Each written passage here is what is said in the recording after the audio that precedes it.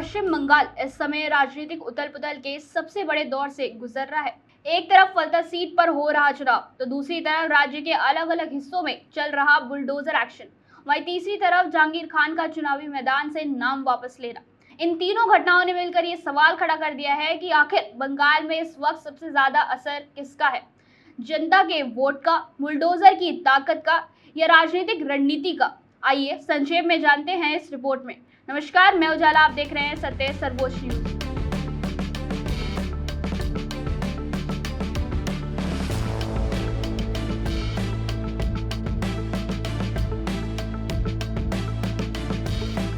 पश्चिम बंगाल की राजनीति हर घंटे नया मोड़ लेती दिखाई दे रही है।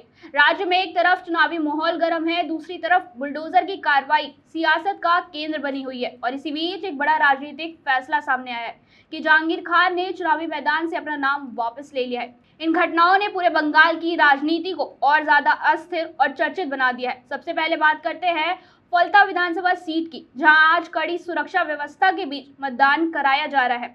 हाल के दिनों में ईवीएम विवाद और चुनावी तनाव को देखते हुए चुनाव आयोग पूरी तरह सतर्क दिखाई दे रहा है। केंद्रीय बलों की तैनाती की गई है। बता दें, सुबह से ही मतदान केंद्रों पर लंबी कतारें दिखाई दे रही हैं। लोगों में उत्साह भी दिखा और राजनीतिक तनाव भी महसूस किया गया। कई मतदाताओं का कहना है कि यह चुनाव केवल एक सीट का चुनाव नहीं, बल्कि बंगाल की बदलती राजनीति का संकेत है।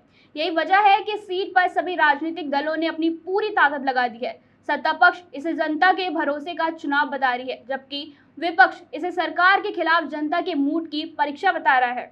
लेकिन चुनावी हलचल के बीच राज्य में एक और तस्वीर लगातार सुर्खियों में बनी हुई है, बुलडोजर कार्रवाई की तस्वीर। बताते चले, मंगलवार को आसनसोल के बर्नपुर के त्रिवेणी मोड़ स्थित तृणमूल युवा कांग्रेस के एक पार्टी कार्यालय को केंद्र सरकार के अधीन सार्वजनिक क्षेत्र की कंपनी सेल के इसको प्रबंधन ने बुलडोजर चलाकर ध्वस्त कर दिया। उधर आसनसोल रेल मंडल के अंतर्गत बराकर रेलवे क्वार्टर इलाके में भी मंगलवार को रेलवे प्रशासन ने अवैध कब्जों पर बुलडोजर चलाया। बराकर आरपीएफ ओल्ड बैरक के पास और बलतोड़िया गणेश मैदान के समीप रेलवे लाइन से सटे करीब 1 दर्जन अवैध क्वार्टरों और घरों को ध्वस्त कर दिया गया। इसके साथ ही हावड़ा में भी अवैध निर्माण के खिलाफ बुलडोजर एक्शन हुआ।